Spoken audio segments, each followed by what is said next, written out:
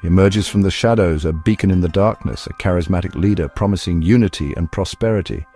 The world, weary of conflict and chaos, embraces him with open arms, but beneath the surface of his charm, a darkness festers.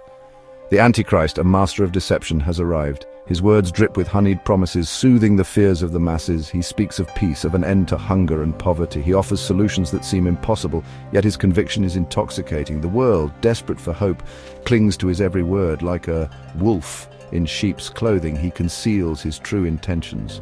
His promises are empty, his words a venomous cocktail designed to ensnare the unsuspecting. He is a master manipulator, exploiting the vulnerabilities of mankind for his own nefarious purposes. The world, blinded by its desire for a brighter future, fails to see the truth. They are being lured into a trap, a gilded cage of their own making. The Antichrist smiles, his eyes gleaming with cold, calculating ambition. The game has begun. His influence spreads like wildfire, consuming nations and toppling governments. He establishes a new world order built on the foundations of fear and obedience. Dissent is silenced, replaced with a chorus of a manufactured consent. The world is his for the taking. He controls the media, shaping the narrative to suit his agenda. His propaganda machine churns relentlessly, spewing forth a torrent of misinformation and outright lies. Truth becomes subjective, a casualty in his war on reason and logic. Those who dare to question his authority are swiftly dealt with. They disappear in the night, their voices silenced forever. Fear becomes the weapon of choice, used to crush any hint of rebellion. The world watches in terrified silence, too afraid to speak out. He promises prosperity, but it comes at a terrible price. Individual liberties are eroded, sacrificed on the altar of collective security. Surveillance becomes ubiquitous, an omnipresent reminder of his absolute power. The world, once vibrant and free, is now a suffocating prison of his own design.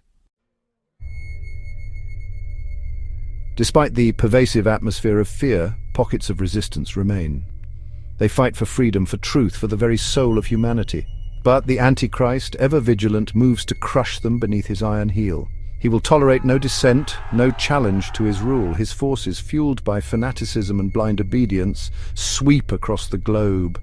They leave a trail of destruction in their wake, crushing any who dare to oppose their master. The world watches in horror as the flames of rebellion are extinguished one by one.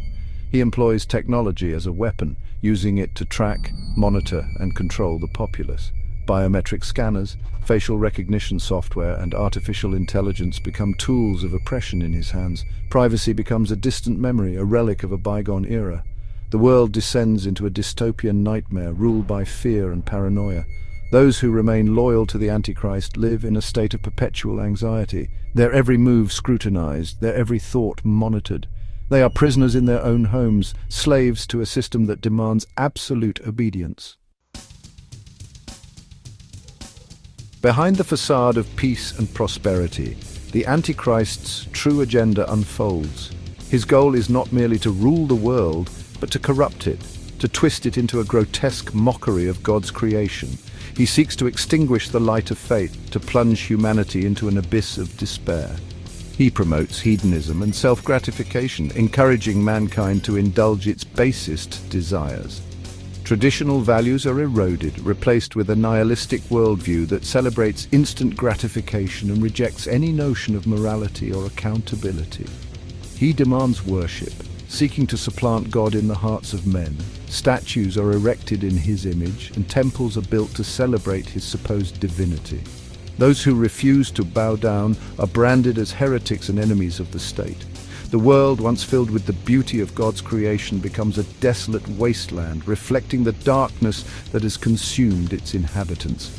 The air is thick with the stench of decay, a testament to the spiritual rot that has set in. The Antichrist smiles, his victory seemingly complete. But even in the darkest of times, a flicker of hope remains.